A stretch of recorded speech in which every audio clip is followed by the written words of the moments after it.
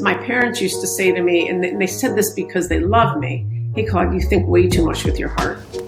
You got to think with your head. Think way too much with your heart."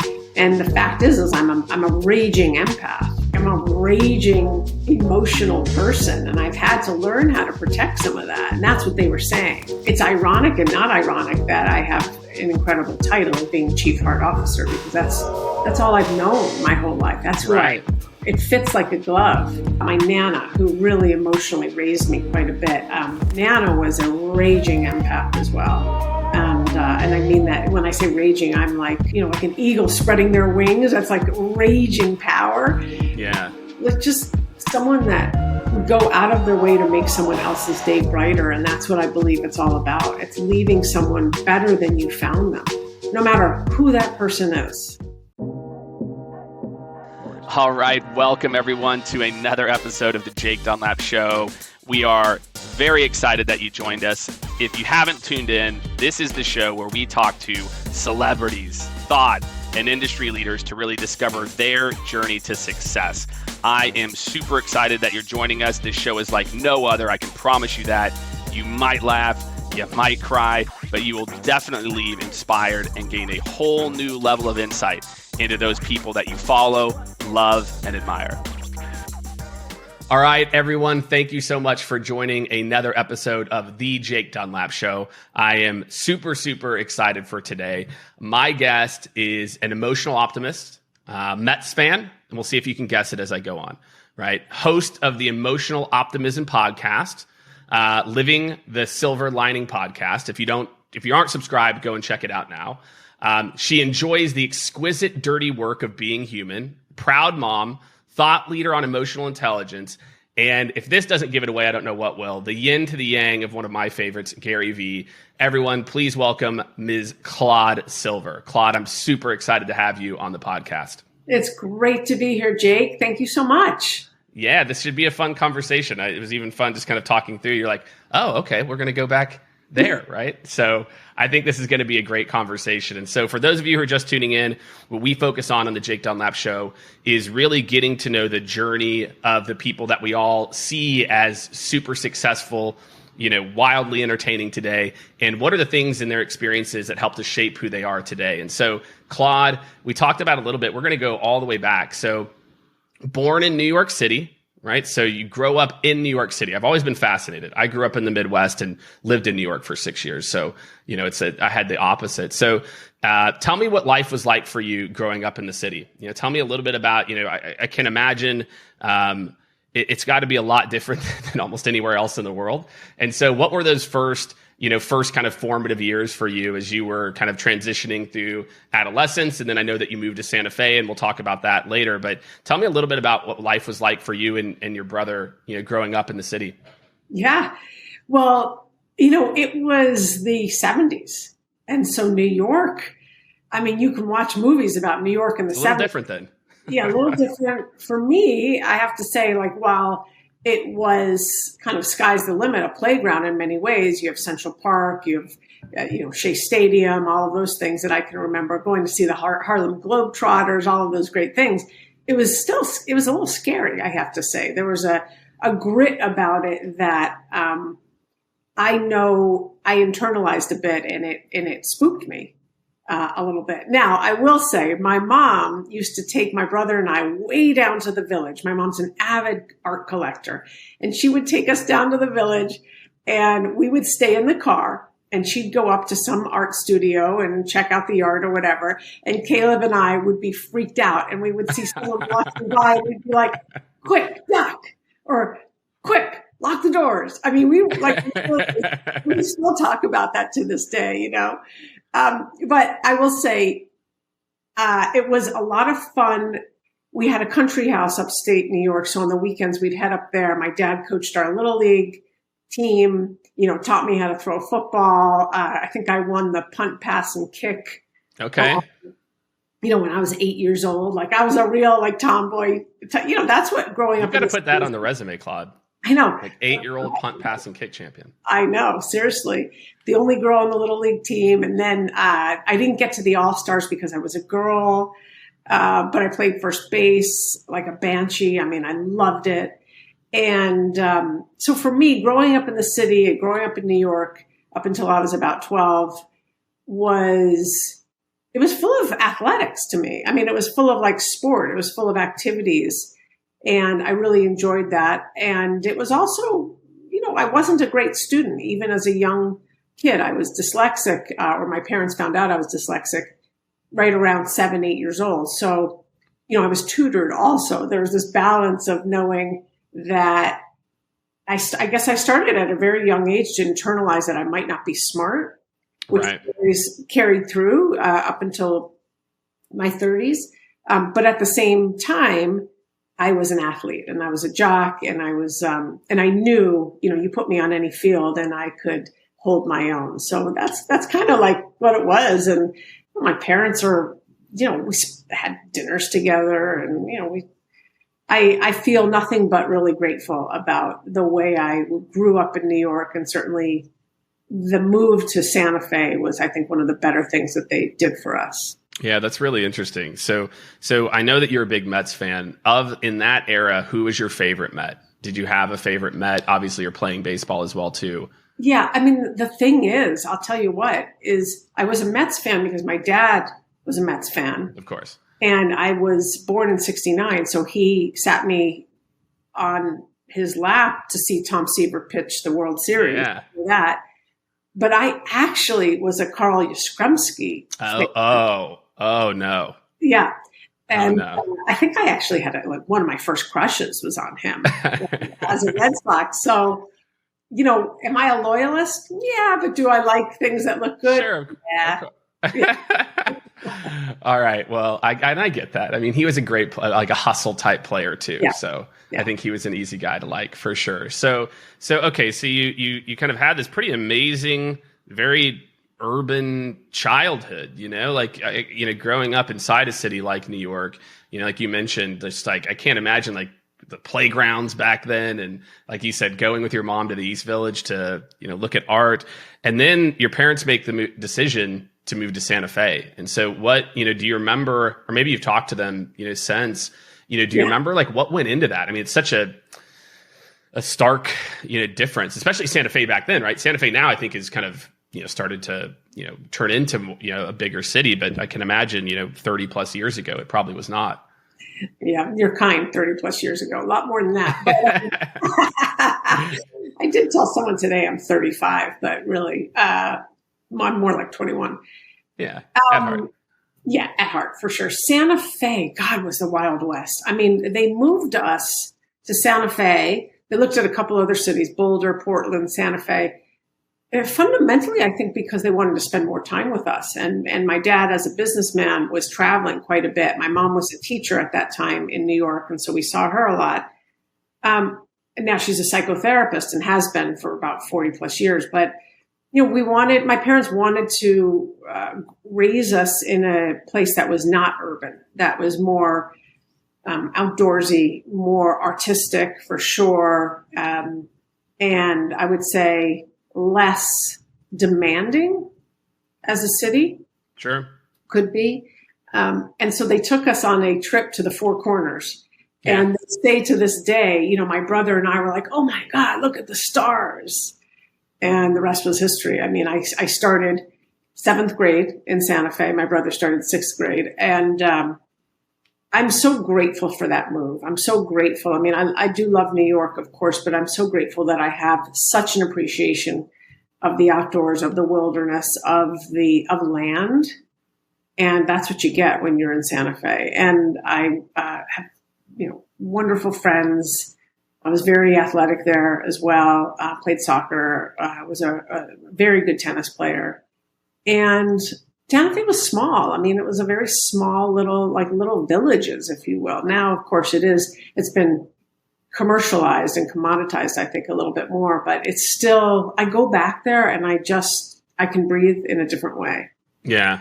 There's like an openness to it, or a freedom. I was actually just in Cheyenne, Wyoming, this last week. And, I can imagine it's maybe like Santa Fe years ago. Yeah. I mean, talk about sunsets and clouds and, but you're in Santa Fe and you drive outside of Santa Fe and you look at the rock formation, you go, oh yeah, that's right. Everything was underwater a zillion years ago. And I can see how that formed. And the other thing is, I talk about this often, here I come from New York, which I was raised Jewish. There's a lot of Jewish people in New York. There's a lot of cultural Jewishness in New York City. And then you go to Santa Fe, and I think we were one of three people, certainly one of three people at my school that were Jewish. And so I got my bat mitzvah there. And, that was also weird too, because I was bringing a different kind of identity to a very Catholic state and a very Catholic city. I mention that because I actually love all religion, and I learned a lot about Catholicism and other religions living in Santa Fe, because there's such an openness, I think, to soulfulness, if you will, And so what was high school like for you? You mentioned that, being one of very few, it sounds like, again, like it was a very open environment. So, it may not have played as big, but again, you talked about it even earlier, battling with dyslexia, having a tutor. So what was high school like for you, from an individual standpoint and a cultural standpoint? Well, academically, it was very hard. I took algebra 3 times, 9th grade, 11th grade, and 12th grade. So there I was like, woohoo, taking algebra as a senior with freshmen. I took the SATs 3 times on time, still got the lowest that, almost that you could possibly get.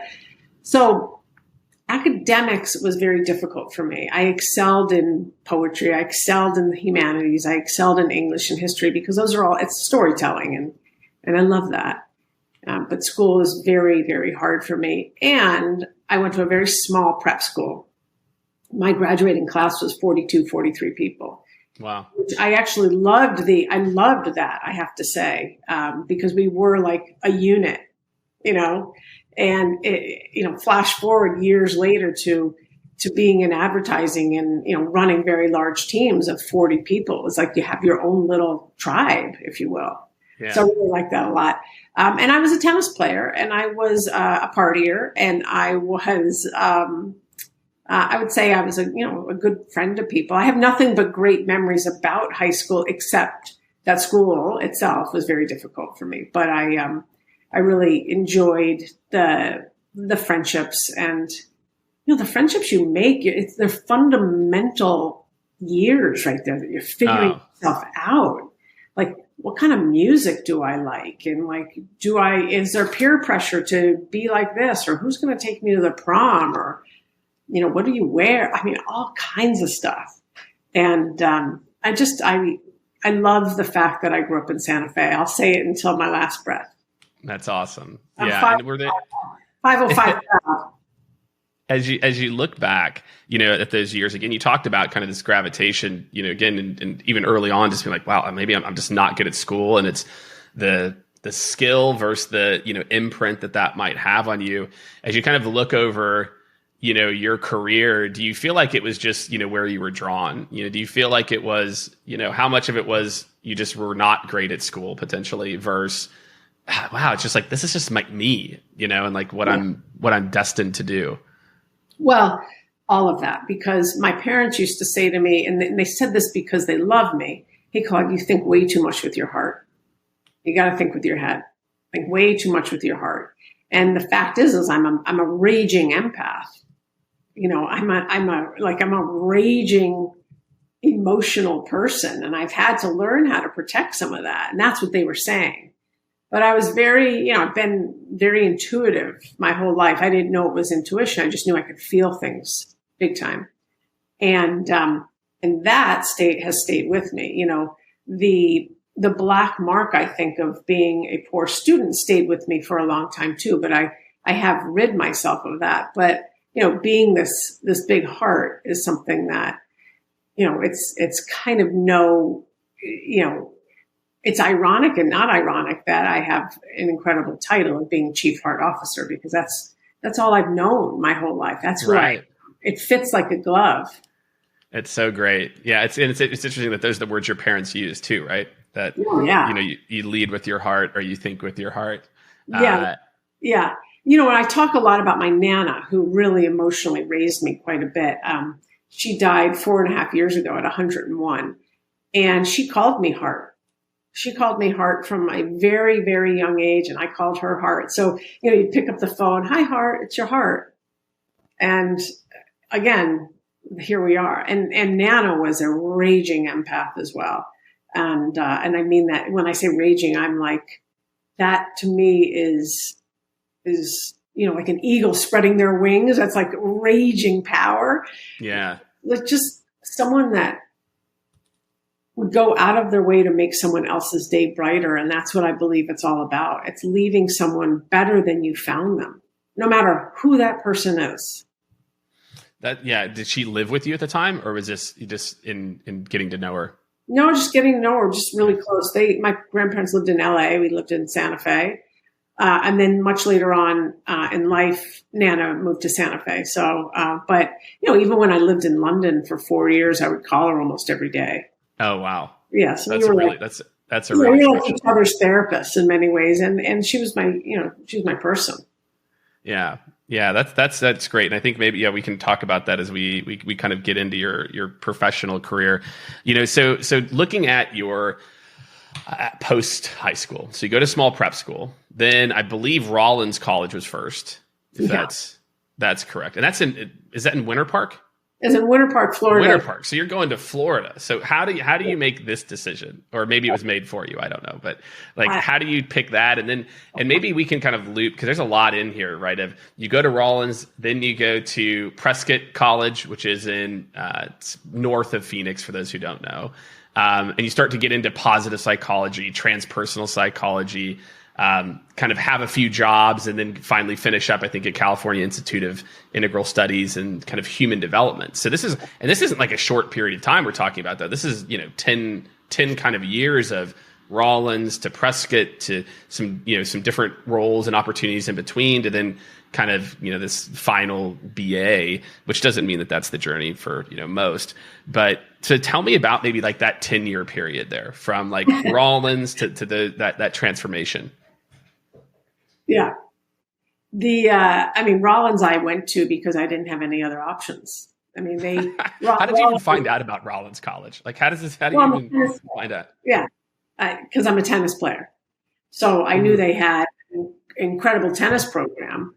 And that's the only reason I looked at Rollins, but I got into Rollins on a wait list. So that was it. If I went back in time, Jake, in hindsight's 2020, but I never would have gone to college first. I was so unprepared for college. Like I was so unprepared. But I went for 2 years. I left. And then I told my parents, because I was going nowhere fast. I was, like I said, I was a partier. And I told my parents I needed to find the longest wilderness leadership program because I needed my butt kicked. And sure enough, I found a 93-day long Outward Bound. And so when I was, I guess I was 19. Yeah, 19. I went off on 93-day Outward Bound course, which was a real pivotal moment in my life. I was the only girl. I was with 9 guys. We all carried, 80, 85 pounds on our back. We all got a shower every 18 days. No cell phones, snail mail. We roughed it.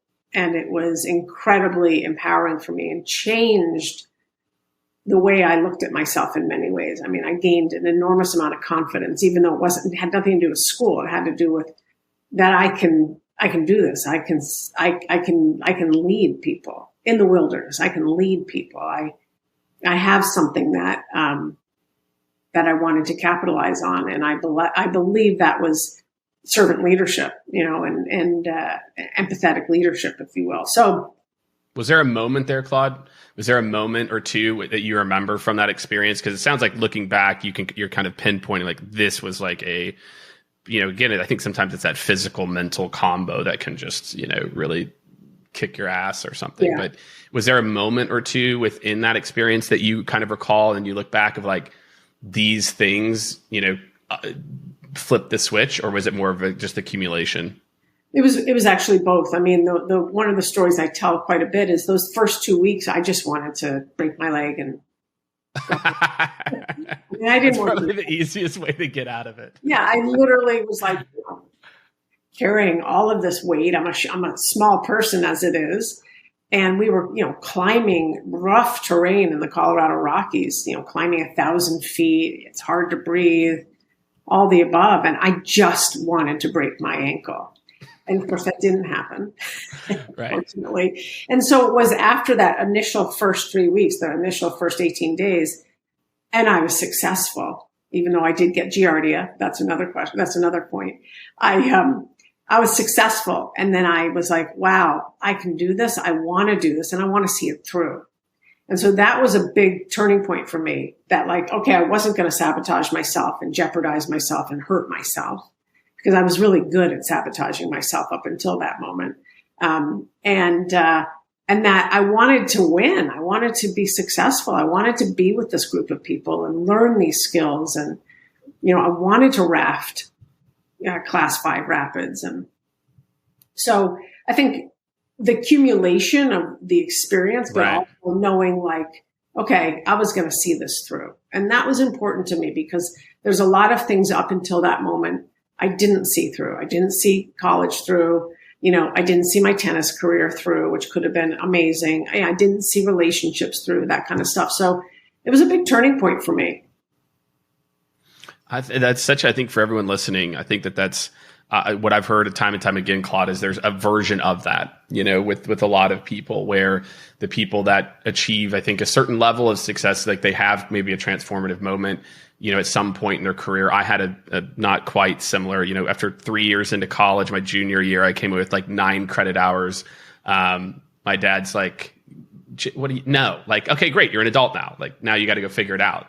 And so after taking some time away, I'm like, okay, all right, this is not my path. And then kind of persevered through. And I've talked to other leaders who maybe they were the smartest person.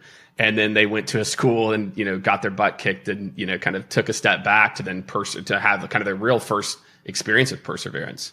Yeah. And I think it's such an awesome story for a lot of people, especially as you talk about early on struggling with academics and, kind of proving to yourself. And then, so where does that propel you to? So then you do end up eventually, do finish college, but, so you go to this, you have this amazing experience. What do the next, 6 to 7 years look like for you before your, kind of, we'll call it just air quotes, professional world, post-graduation? I agree. I would call that air quotes too. Yeah. Gosh, the next 7-8 years was all about identity. So coming out as a gay person, that was a big part of it. And that happened when I was 21, 22 years old and had no knowledge of that.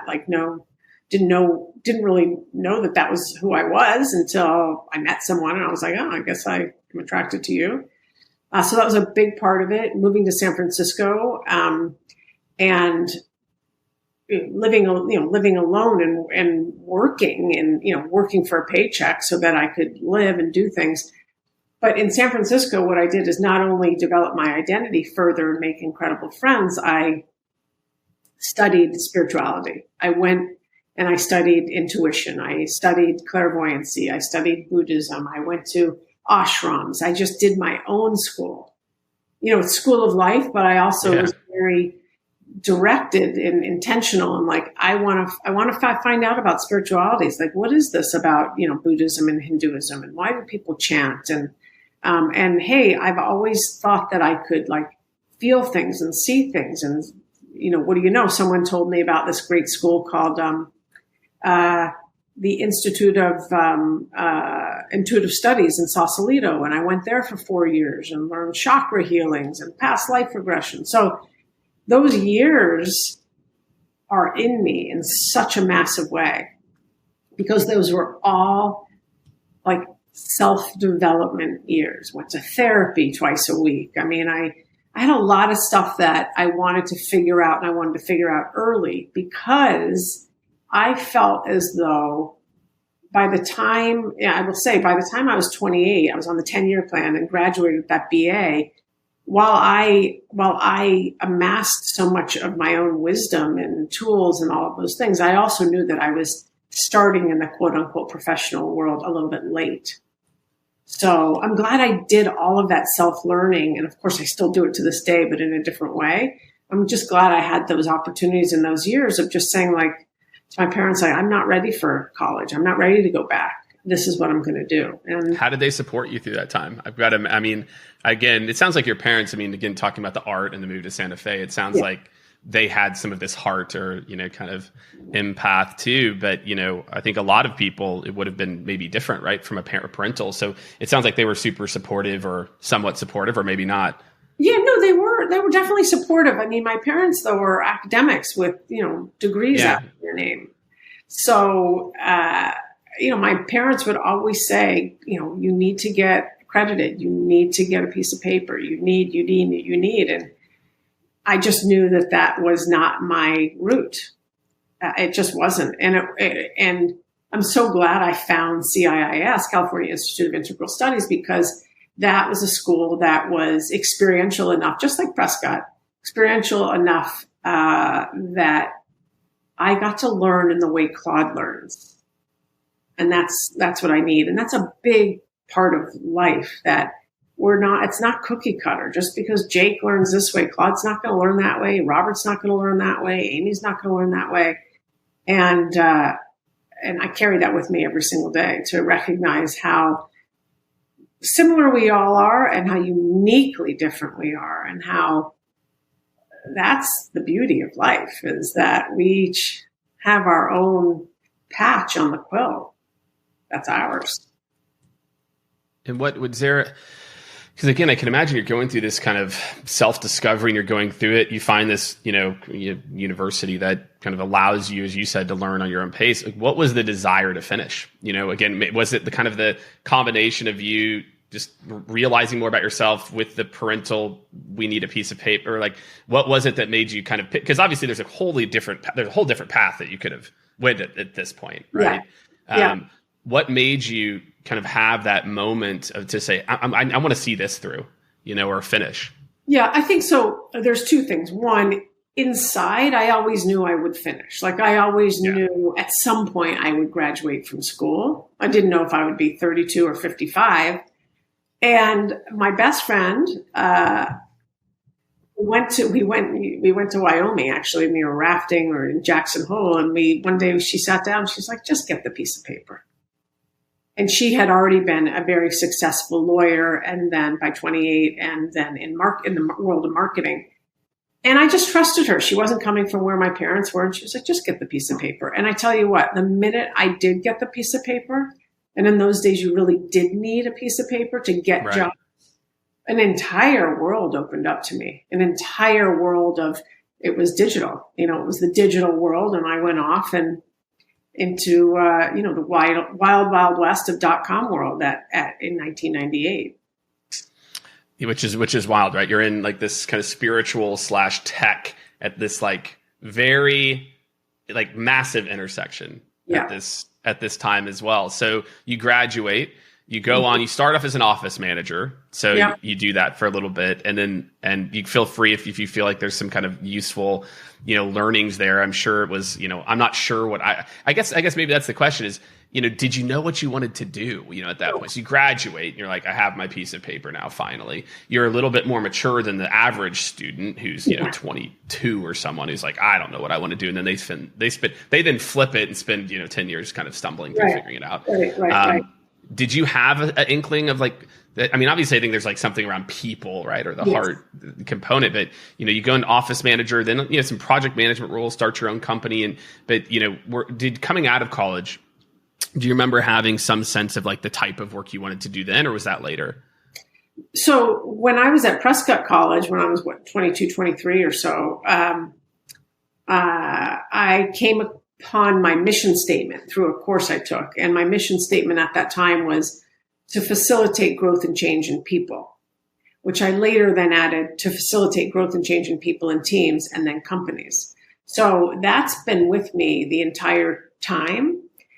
I didn't know that I was going to go into the internet .com world and pop out on the other side and, go deep into the world of advertising and marketing, because I had no business being in that. I didn't even know what communications was. I didn't know what marketing was. So I thought I was going to become a psychotherapist. I really did. Because that's what at this point, your mom's already a psychotherapist, right? And I thought I was going to do that in the wilderness. So joining forces with an Outward Bound, becoming a social worker or something and doing it that way.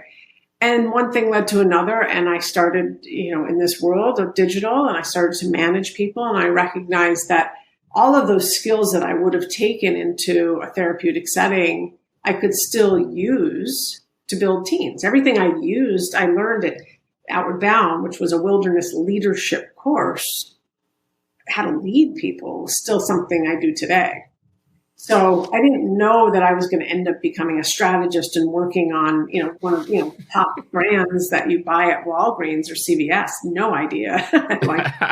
That wasn't on the roadmap, right? Yeah. When you're outdoors, faking ankle breaks. I had no idea. I just like working with people, and I like the educational process of working with clients, and I love learning myself. So that is how kind of the whole world of advertising unfolded for me. But it was all around people for me. It was all around working with teams. Yeah. And you started, so first job, so office manager job, then you go work at a company I think everyone probably has on their phone, but not back then, which is GarageBand. Yeah. In kind of a project management type role, which I think is interesting for someone with, I see kind of two different personas in these project management roles. And then you start your own company, Girls Adventure Out, which really kind of seems to, some of the things again of where you thought your path. So what were those kind of first 5 years that kind of you go in, again, you're at GarageBand, at the time you're like, this is probably cool. It's music, et cetera. And then obviously then it becomes a part of Apple. But what were those first? And then you made the decision to leave at some point and say, I'm going to do my own thing for 4 years. Yeah. Well, I think what ended up happening was after 9/11, the dotcom bust happened. Yeah. And so a lot of us were laid off. And that's exactly what happened with me and my friend. And we were in Mexico, and we were kayaking, and we rented a kayak, and this guy had to come along with us. And we were like, well, wait a second, we already know how to kayak. Why do you have to come? Why do we need a guide? Right. Come with us. And here we were in the kayak, we were fishing, and we just looked at each other. And we're like, we're going to start our own outdoor adventure company. And so she was like, what can you teach? Remember, I had wilderness leadership. So I could teach rock climbing. I could teach mountaineering. I could teach tennis because I had already taught for the USTA. She could teach surfing, a couple things. And so within a week, we had a website up, and, I stood outside of bars and gyms with little flyers, hey, come check out Girls Adventure Out. Come check out Girls Adventure Out. And we started with surfing. And there you go. I mean, I ended up, teaching surfing for 275 days a year for 5 years. Where in the world are we living then? San Francisco. So in San Francisco, yeah. Yeah, the cold Pacific, Santa Cruz, Pacifica. And, I had a killer tan from the neck up and the wrist down, and that was that. That's pretty wild. So you do, you do this for a while, and then you kind of go back, right? So then you go to Rocket Communications for a bit, and then Organic, again, kind of back into this project management operation. So why it sounds like, again, you're doing something that's mission driven. It's something, it sounds like, maybe there's at the time where you're like, this just isn't for me. So what was the reason to kind of go back into these kind of project management operations roles? Well, we decided to sell the company, which is the first part. We decided to sell Girls Adventure Out to one of our surf instructors, and he still has the company. It's called Adventure Out now, which is great. And I went back into doing what it was I knew I was good at, which was leading teams and leading projects and being, I'm as dyslexic as I am, I'm actually quite operationally organized in my head. Funny enough, I think when you're dyslexic, you figure out tools, and I figured out very quickly that if I can find patterns of things, I'm off and running. So, and I'm a very visual learner. And so I went back. I also knew, Jake, I think I knew in my bones, there was an entire world out there and I continue to say digital, that I wanted a piece of, I wanted a part of, and I knew it was still the Wild West, and I had a lot to learn. So agency life called my name. That's who was hiring at the time. And that's really how I went, from Rocket into organic into JWT. I mean, that's where the jobs were. And it just so happened that the psychology that I had learned, the human behavior, the instincts of human behavior and traits were needed in a role called strategy. And that's where I ended up, really. Yeah. And at what point, so you're in these kind of operational roles. Again, you've kind of this like natural ability, or, again, learned ability of, kind of different constructs you've had to do to kind of get by or, be successful in the past. And then you make the move to go to London, so you're in San Francisco, you've been there for a while now at this point. I'm sure you've got kind of quite the ecosystem. Yeah.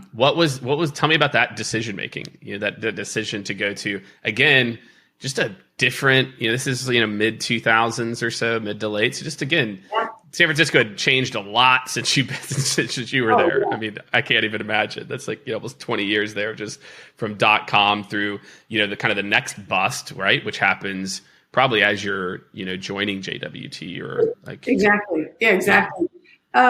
This is what happened. I was at JWT San Francisco, and I was running a team, a digital information architecture team, and having a ball. And yes, I had a lot of. I had already been in San Francisco at that point, 16 years. So that was my home. And the president of the company, Lori Bitter, a wonderful mentor, called me into her office one day, and she said, the CEO of JWT London is on the phone and wants to talk to you.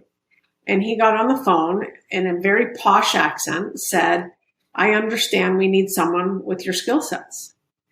And Claude of yesteryear would have said, very small, would have said, well, what skill sets are those? What do I have to offer? But the Claude that day showed up and said, okay, when do you need me? And he said, I need you to be here in 2 weeks. So I had a quick handful of days to decide.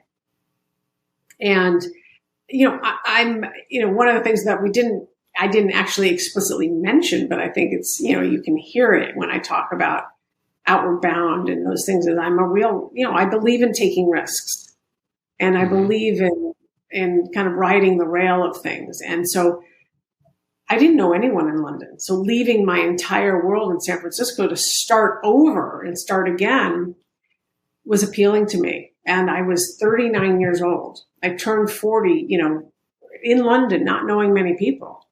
And it was amazing.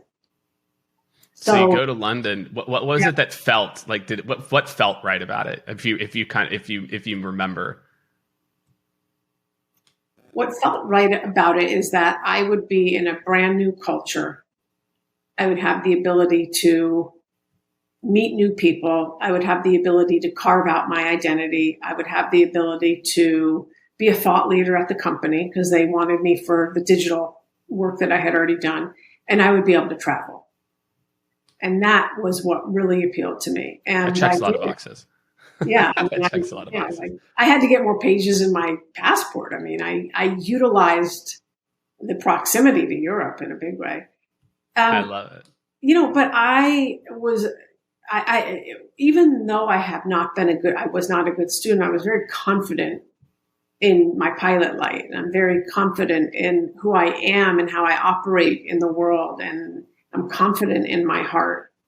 I'm confident in what I want to provide to people. And so you could kind of pop me in to almost any place. And London was wonderful. I consider London a home. I was there for 4 years, and I loved it. And I loved not knowing people for a while. Yeah, like you said, you can kind of, again, like you said, carve out an identity, or really maybe understand further what your identity is when it's not other people's perceptions shaping it. For sure, to some extent. So you're there for, again, like you said, 4 years. So you're 4 years in London, and at this point, you're really building a name for yourself in the agency world. So then you go to SAYMedia to take over client services, which is how similar was that to roles that you had before? Or was that a kind of a little bit of a departure? Client service, running that department was the same as running the grocery store in San Francisco for those first 4 or 5 years, because it was a very large team. It was global, and but it was about wrapping my arms around people and empowering them to really be their best, and helping people succeed at work but succeed at life, and really doing a lot of helping. It's exactly what I do today, helping people figure out what the best version of themselves is and how to go about being that person. And that's a lot of the work I did on my own self internally, many, many years. I think a lot of clients, I think what's interesting about how you're describing this, I think a lot of client services roles that can be different though, right? They can be more focused on the type of senior director who goes to the big pitch or leads the big pitch. And I'm sure there was a part of that, but it sounds like even then, as you went to Publicis as well, you were still, even though you worked on all these big campaigns, more focused on the team than the client work, which I think is uncommon, Claude. I think it's uncommon. I think most of the time it's kind of at least a mix. But how did you? And again, maybe it's just a self-development, because I'm sure you saw peers or others. How did you, during those times where, again, you're moving into senior director, head of strategy, teams are getting bigger, how did you maintain that focus when I have to imagine the business stuff, P&L, managing a board or managing up? Yeah. How did you stay grounded? Well, I got to tell you, feeling like you are not smart for a good portion of your life keeps you real humble. That's the first thing. So I think that's the real truth, is I always knew that I was not going to be the smartest person in the room, and that I had a lot to learn, but I could rely on who I am as a person. And that has always really kept me grounded. As I just mentioned, I could rely on my heart. I could rely on the fact that I believe in people. I'm a positivity person, not a Pollyanna, but I see the glasses full. So, and I also believe in emotional bravery, and that's not to say I hit it out of the park every day, because I don't. Sure. But those types of things, all that work that I did in my 20s and teaching surfing for 5 years in the water, and just pushing people in waves, cheering them on. For me, that's what life is about. Yeah. Hearing me, I really root for people. I root for people even when they show a side of themselves that's not the side I don't think they're proud of, but they show it anyway. So I stay grounded because what's the alternative? I think that, but I want to kind of go forward, but I do want to maybe ask you a follow-up here. I think I'm curious too. How do you maintain, I guess that's right? What's the alternative? But I think it can be very easy to focus on the work, right? It's the easy thing to see at times. But maybe for you, I think for you, that's for me, right? But for you, I think as you've trained yourself, it's the human side is also just as easy. But for a lot of people out there who don't have that, maybe that one, obviously your experience, but two, maybe that type of construct or framework that they've built, what are some ways that as you've coached executives or others on, I don't know if staying positive is the right word, but I think it is. I think it's how do you maintain that positivity in the wake of things that can be perceived as negative or when the chips are down? Because I'm sure at some point in here, like numbers were struggling, or if there were maybe people were struggling, or a department. How would you coach, or how do you tell somebody, or is there any kind of advice you have for people that don't have that mindset today? Yes, I think one of the things I try to remind people of is that everyone is worthy. We are all worthy of the same exact things. That there is no difference between me and Jake. There's no difference between, listen, I've sat in my fair share of 12-step meetings, and there is no difference between me and that addict across the circle from me, except how I was brought up and maybe the way we got to the bottom. There is like, we're all human beings. We all of us have the same range of emotion. It is how we choose to regulate our emotion. It is how we choose to act, how we choose to treat ourselves and other people. So, we all need to change the story we tell ourselves. And that's something that Outward Bound taught me. That's something I remember every day. You have to change the story you tell yourself. 85% of the things in our head that we tell ourselves are all negative. And only we can change that. So, everything that is available to Jake is available to Claude, and everything that is available to Claude is available to Sam and Sue. And that is a mindset shift. And that mindset shift is free. It is free. It is not I'm not getting that from a book. It just happens to be the truth. The more we can be islands for people to swim to, the more that we can be support systems for other people. And I mean every other person in the world, the happier and the healthier this world will be. The more that we can encourage people to go to therapy, encourage people to take a mental day off, encourage people to spend time with all of those things, encourage people to look at why they get triggered when something like blah, blah, blah happens. This is deep, but this is why I love being with people, because we aren't that different from one another. I mean, I hope everyone maybe rewinds and kind of re-listens to that component there.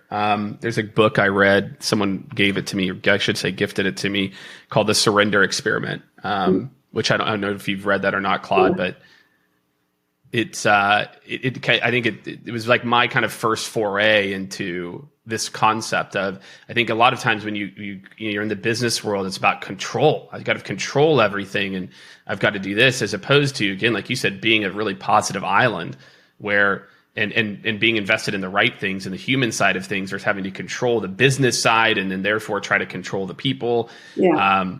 I think it's a very difficult path and a very scary path for a lot of people. Yeah, I think that I agree with you. And I think that path can be very toxic for people when they, we want to be the best person, the best that we possibly can be for ourselves and for other people. And remembering that your energy is going to introduce you miles before you actually open your mouth. So, I don't believe in micromanagement.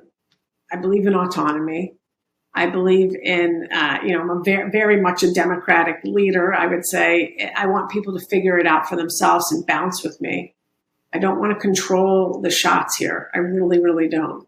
I don't think that works very well. People are motivated by progress, so we need to allow them some kind of runway to try and fail and stand up. And fall and stand up again.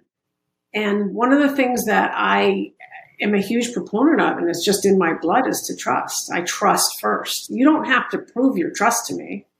We already hired you. You're already here. Go. Do something.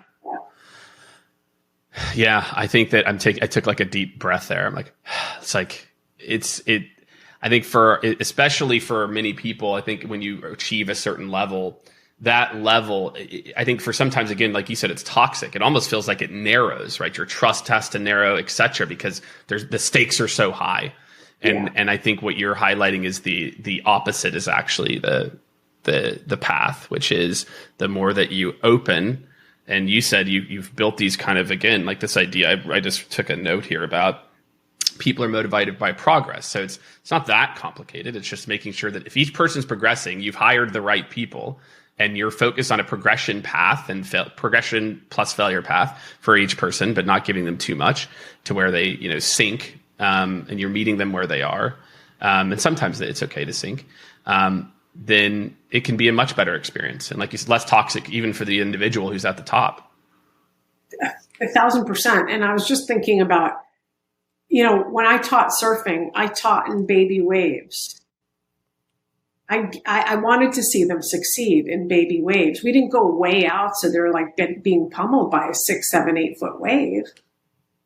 That's not progress. I gave them what I thought that they could do and they could do successfully, whether or not they got on their knees or they stood up. And I cheered them on the entire way. And then when they were ready, because they got that, they progressed, we went to deeper water. It's exactly what I'm talking about here. And the thing is, we need a whole other podcast to talk about this, but hierarchy and leading from a glass tower, an ivory tower is archaic. I understand hierarchy. Yes, I understand. We progress, we get into different roles. So great. That's fantastic. But leading from an ivory tower and narrowing your focus so that it's just about you and those 4 people you surround yourself all day and your P&L and your bottom line and all of that, that's living inside of a box. That's not giving people the freedom to grow and expand. And it's not giving people in any kind of feel to who you are as a leader. Yeah. And that's dying. That's not going to continue much longer. It just won't with this generation.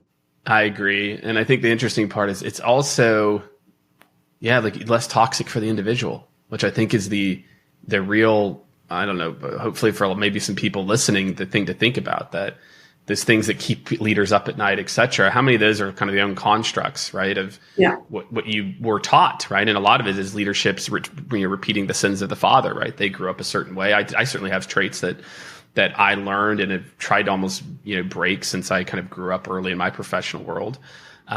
So I know we're getting close on time, which sucks because I feel like I could have just kept going back to the last hour on going deeper, but we'll fast forward a little bit here. And so today, you're at VaynerMedia, you joined a while ago. And from what I understand, there was a time early on where you were not loving it.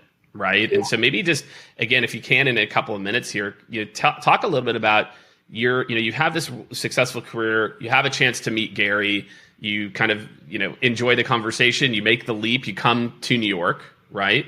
And tell me just a little bit about kind of your transformation there and, your role in maybe helping to shape the role that you're in today and, what you did to help to shape that role, because I think a lot of people feel like they have a lot, and it sounds like, you were ready to leave potentially, but you were able to persevere through that. So talk to me just a little bit about the, kind of your evolution, and experience at Vayner. And I think that would be, kind of a good way for us to end, and then kind of finally talking about, what's next for you or what you're excited about.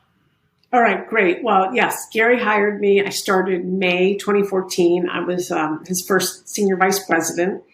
And I ran a very large Unilever account. So I did what I had always been doing, very client facing and doing client and strategy, and had a team of, 35, 40 people. And we would get together and have these weekly meetings where I just asked people to read poetry and talk about books and, very liberal arts, right? And do show and tell. And, but what was happening to me, a couple of things. One, Gary and his brother AJ had asked me to go to other offices and just kind of go do the thing that I did. When they first said that, go do that thing that you do, I knew what that was. That's me. You're like, I got it. That's me doing me. And so I think at a very early on in my career at Vayner, Gary recognized that people trusted me and that I mirrored his empathy in many ways. And so I lost, what happened was this loud voice inside of me was saying to me, booming, I don't want to do advertising anymore. It just didn't matter if this was red, green, blue, or the font was in cursive. Right. I didn't care about that. I care about the team that puts this together. Right. And so I told him I was done. I said, I love you and I love this place, but I do not want to do advertising anymore. And he said, in the way he always does, which is what do you want to do? And I said, I only care about people. I only care about the heartbeat of this place. And that was true. And one thing led to another, and we created the Chief Heart Officer role. The role itself, the only job description I continue to have is to touch every single human being and infuse the agency with empathy. So every single day, every single hour, every single screen, I figure out how to do that. How am I going to hold space and create this safe area for you and I to have a dialogue about whatever, right? Whether or not I'm talking to another C-suite employee about their raise, whether or not I'm giving someone feedback, whether or not I'm doing people operations or figuring out what the best benefits are to roll out, all of that stuff. You know, I was not HR. So I told him, I'm not HR, man. And he's like, you know, hire a strong team around you. And Gary believed in me to, you know, my job is to scale him every second of every day. And in order to do that, I need to then scale me. I need people to scale me.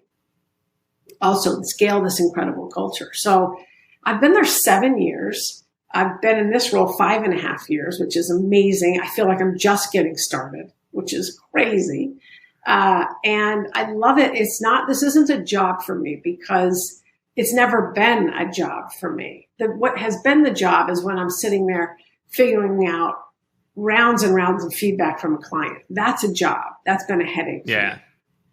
But being with people and you know, jamming with them and embracing like the creation of something is what I love to do. And that's what I get to do every day. And the fact that, you know, I have the title Chief Heart Officer, and we go back to my Nana who called me Heart, and I called her Heart. And, you know, I want to leave my heart print on people every day. And I want to make sure, I got to make sure I'm right. I'm good inside in order to do that and to leave people better than I found them and to be somewhat of a, you know, I'm not the inspiration. I hope my actions are the inspiration. I think we'll end there.